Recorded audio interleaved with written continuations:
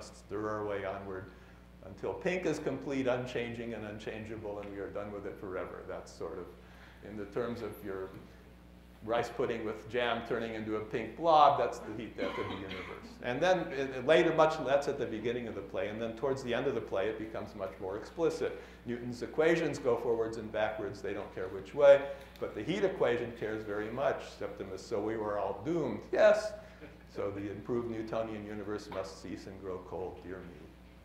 Okay, well, if we look at the modern characters now, there are three important ones, and they're all academics of various sorts.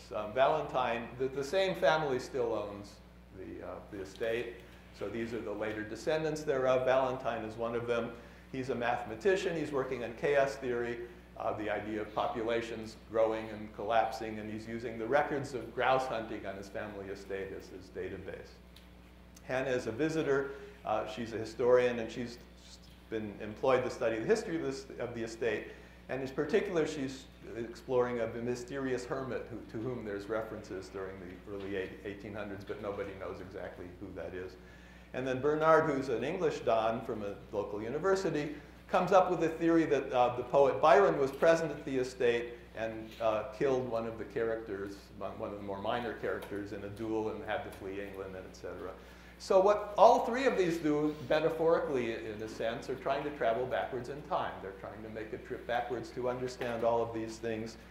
And that, to me, seems to be very closely tied to the informational aspect of the entropy theme, that they're trying to reverse time. And the interesting thing is everything they do, almost everything they do, they get wrong, without exception. So they all misinterpret for a variety of reasons. You know, key letters are left in the wrong place. The passages are just like, the words are slightly misinterpreted. So they all get most everything wrong. So what that seems to be saying, this is now my interpretation, is that Stoppard is suggesting that entropy is increasing in both directions, right? So the second law tells us that entropy must increase going forward in time, and he's saying that they're trying to go backwards in time, and entropy is increasing for them too. Everything is getting more and more confused. And to me, that's sort of fits with the suggestion from the staging and also from the doubling of the character that the two periods are basically the same, right? Because if you can go up in the forward direction and you can also go up in the backward direction, eventually that implies that the two directions are at the same level. If you don't quite understand that, it's been illustrated by one of our more famous modern artists. This is an Escher drawing, which you perhaps have seen before. And unfortunately, to show the whole thing, it's a little bit blurred. But basically, on the upward stairs, you have troops of strangely dressed soldiers marching in two directions, and they both come back to the same place over and over then. So you can go up by going to the counterclockwise. You can go up by going clockwise, and you get back to where you started. And I think, as I said, that's connected with the staging note. So what does all that mean? Well, what I take that is the sort of hopeful message that Stoppard is trying to say by this, that at least in our mental informational universe, the second law is not dooming us to eventual extinction by the thermodynamic equivalent of a heat death. And a couple more quotes, one from outside the play and one from inside, I think illustrate that. So a French philosopher, Michel Serres, said that the achievement of redundancy, when everything that needs to be said has been said, is analogous to entropic homogeneity, when matter-energy settles into terminal equilibrium. In other words, when we finished learning everything that there is to learn and we know it all, there's nothing more to learn, and mentally at least, we've reached the heat death of the universe. And the same thing, you get the same sort of quote in the play. So Valentine says, everything is mixing until there's no time left, and Septimus seems to be responding. I should say that for the first 6 scenes, we alternate back and forth between the two time periods, but the 7th scene has both characters from both periods on the stage at the same time. Not talking to each other, but their lines overlapping, so it appears that they're talking to each other. And Septimus says, when we have found all the mysteries and lost all the meaning, we will be alone on an empty shore. To me, that the empty shore part is very reminiscent of a much earlier well-known quote from English literature. The red beach seemed lifeless again, nothing moving. Does anyone know where this comes from by any chance? No, that's from The Time Machine, H.G. Wells. But I think, again, I can prove this, that Stoppard was to a certain extent trying to extend that.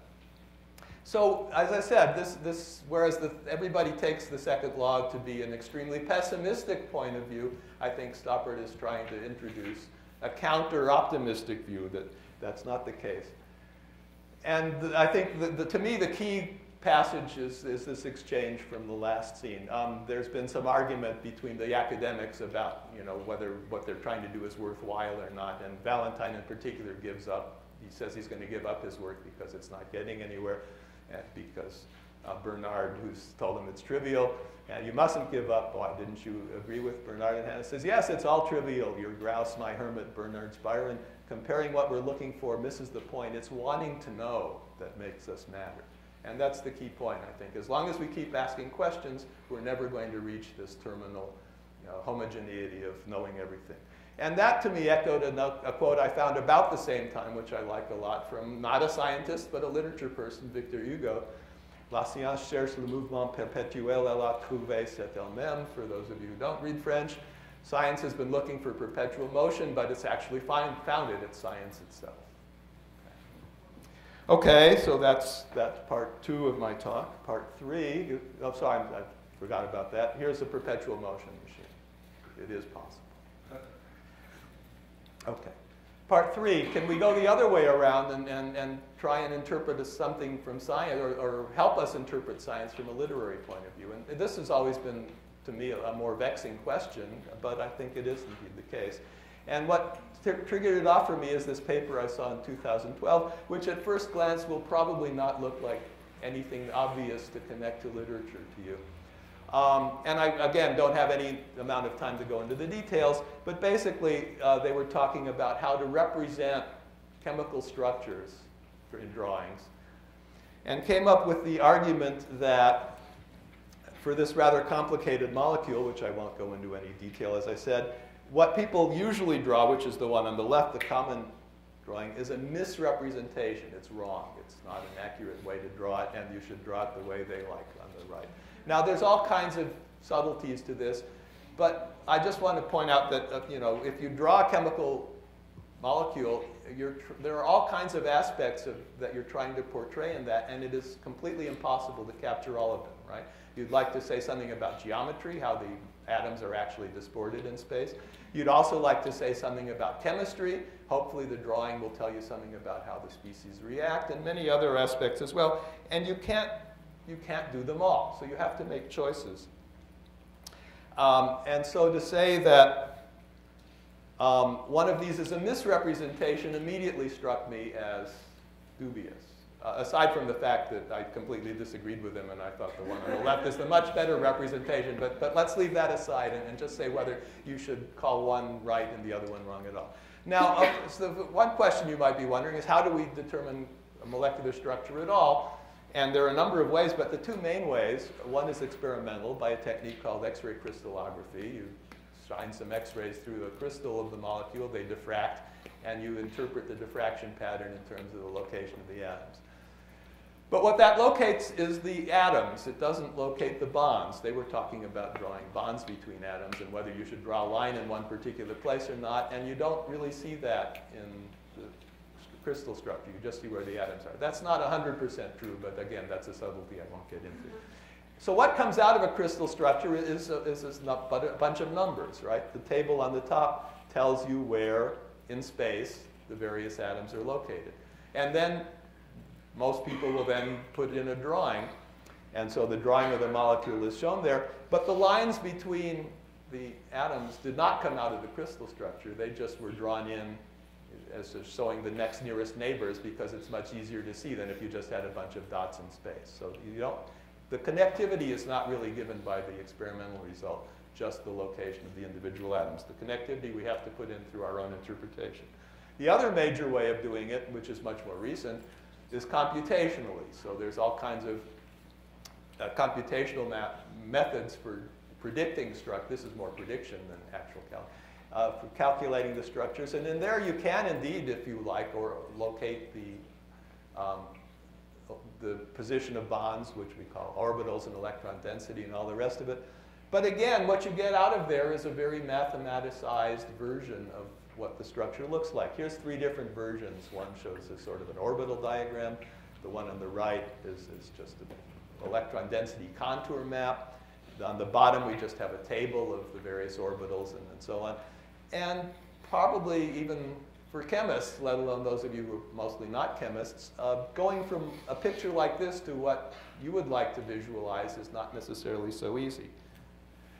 In other words, we get a very highly mathematical representation, and that's consistent with a quote that I like a lot that goes way back to Galileo: the book of nature is written in the language of mathematics. And sometimes we're not sufficiently fluent in that language to be able to grasp everything we'd like to out of the mathematical interpretation.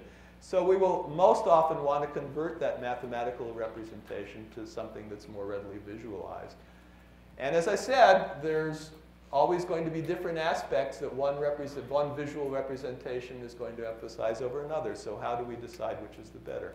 And I'd like to suggest, as Mikhail said, I have a substantial interest in translation, mostly coming from my wife, who's a professional translator, that this has got major analogy to translating between different languages, where you also have to make choices. And when I thought about that, it reminded me of an experience I'd had several years previously. I'd gone with my wife to a panel discussion on translation. And one of the speakers was a translator from the Italian, and he gave a half-an-hour presentation on translating Dante, as it happened. And he was specifically focusing on 2 or 3 recent versions. There have been hundreds over the years. And I asked him when he was done, this is the version of the Inferno that I read when I was in college, and you can see from the price on the paperback how long ago that was. So this wasn't one of the ones he was talking about. It was much older. And I asked, but it was a well-known one. And I asked what he thought about that. And he said, it's unacceptable. And I said, why is it unacceptable? And he explained. And we can see that on the next slide. So here's the first 2 stanzas from the Inferno, which I will not read, my Italian accent being abominable, on the left. And then Ciardi's translation thereof on the right. And perhaps you won't immediately see why that translation is unacceptable. The reason is in the rhyme scheme. So if you look on the left, the original, it's written in the scheme that Dante either invented or was one of the earlier adapters. It's called terza rima. And basically you have these stanzas of 3 lines, and in each stanza the first and last line rhyme. And the second line rhymes with the first and last line of the next stanza. So the first stanza, vita and smarita, rhyme. And then the middle line, oscura, rhymes with dura and paura in the next one. Okay?